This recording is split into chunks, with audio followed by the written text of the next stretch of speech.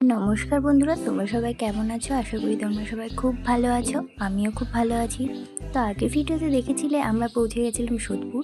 তো কাকিমাদের বাড়ি থেকে এখন যাচ্ছি আমরা পিসিমণির বাড়ি। পিসিমণির বাড়ির সমস্ত ভ্লগটাই তোমাদের সাথে শেয়ার করবো, চলো দেখতে থাকো। এইটা হচ্ছে আমার পিসিমণির বাড়ি। এর আগেও আমি অনেকবার এসেছি। এই যে সামনে প্যান্ডেল, মনটাই খারাপ করছে যে এখানে ঠাম্মা নেই। ঠাম্মার অনুপস্থিতিটা জাস্ট আমি ভাবতে পারছি না। এখানে পাপা দেখো আমাদের ওয়েলকাম করার জন্য দাঁড়িয়ে রয়েছে। তারপর চলে আসলো আমার পিসিমণি। আর এটা হলো আমাদের সকলের আদরে বড় পিসিমণি। খুব ভালোবাসে আমাকে। আর ভাইকে আমি বারবার বিরক্ত করছিলাম যে তোর খোলা জায়গাটা আমাকে একবার দেখা। ও কোনো মতেই দেখাতে রাজি নয়, কারণ ওকে খুব বিচ্ছিরি লাগছিল। তারপর পাপা এখানে কাকা দেখা করে চলে আসলাম আমরা উপরের ঘরে রেস্ট নিতে। রেস্ট নিয়ে ফ্রেশ হয়ে আমরা চলে এসেছিলাম দুপুরের লাঞ্চের জন্য। তো এখানে সবাই খেতে বসে পড়েছে, আমিও খেতে বসে পড়লাম। প্রথমেই ছিল একটা তেঁতো শুক্তো আর পটল ভাজা। তেঁতো শুক্তোটা আমি একদমই খেতে পারিনি, তাই সেটা পিসিমণিকে দিয়ে দিয়েছি। তারপর চলে আসলো ডাল আর পটল ভাজা, জাস্ট কম্বিনেশনটা দারুণ ছিল।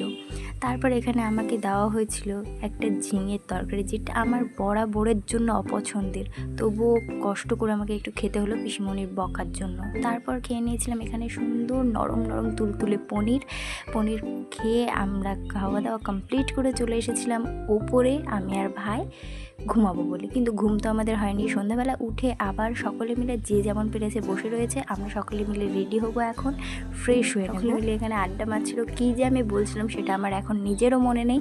তারপর পিসিমণির সাথে একটুখানি দেখা করে আমরা বললাম যে আমরা যাবো একটু বাজারে। কিন্তু তার আগে আমি আর ভাই যাব একটু ছাদে। চলো তোমাদের সাথে ছাদের ভিডিওটাও শেয়ার করব।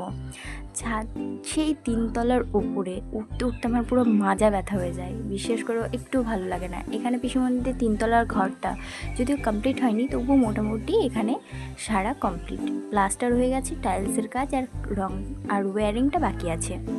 আর এখানে হবে সন্ধ্যাবেলায় পাঠ, সেই কারণে বড় পিসিমণি এই জায়গাটা পরিষ্কার করছিল। আর এখান থেকে দেখো জাস্ট ভিউটা দারুণ ছিল। ভাই তো দৌড়ে দৌড়ে উঠছিল, কারণ ও খুব ইন্টারেস্টেড ছিল এই বাগানটা দেখার জন্য।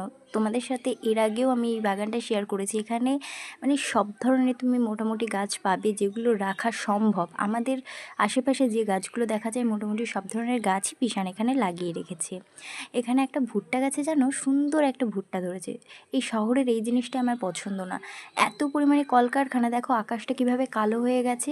আর এদিকের আকাশটা কালো হলেও মাথার উপরের আকাশটা কিন্তু সুন্দর ছিল, এত সুন্দর লাগছিল। আর সন্ধ্যাবেলা তাই সূর্যটাও একটু ডুবে ডুবে আসছিল, জাস্ট প্রকৃতিকে দেখতে দারুণ লাগছিল। আর ভাই এখানে পাইপ নিয়ে গাছে জল দেওয়ার চেষ্টা করছিল। আমি শুধু ভাবছিলাম এই পাগলটার কাণ্ড, এত গাছ ও নাকি জল দেবে। হ্যাঁ, দিয়েও ছিল সমস্ত গাছগুলোকে, কারণ গাছগুলোকে জল না দিলে না সেই দিনই হয়তো মারা যেত, কেমন শুকনো শুকনো হয়ে গেছিলো।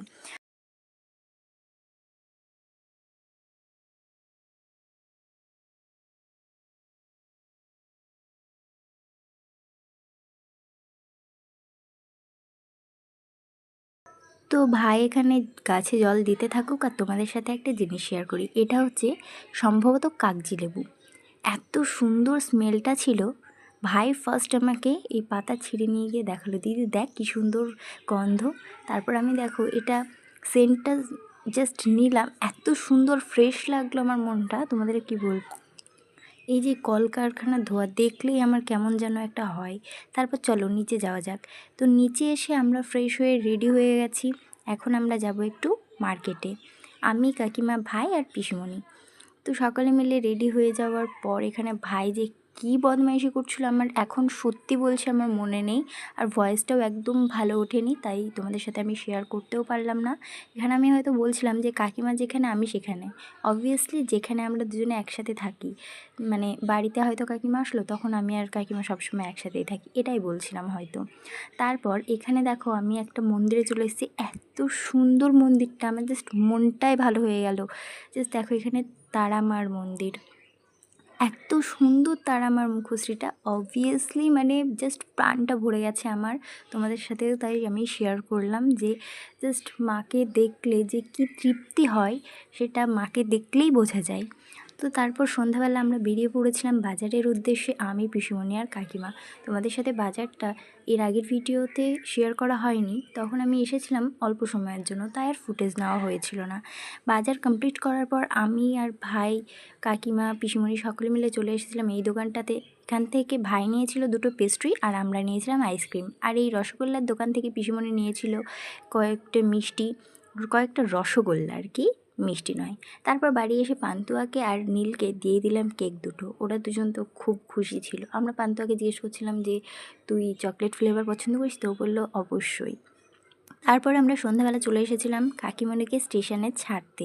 কাকিমণিকে স্টেশনে ছাড়তে এসে জাস্ট দেখো আমি কি দেখতে পেয়েছি, মানে জাস্ট মনটা ভালোই ভালো।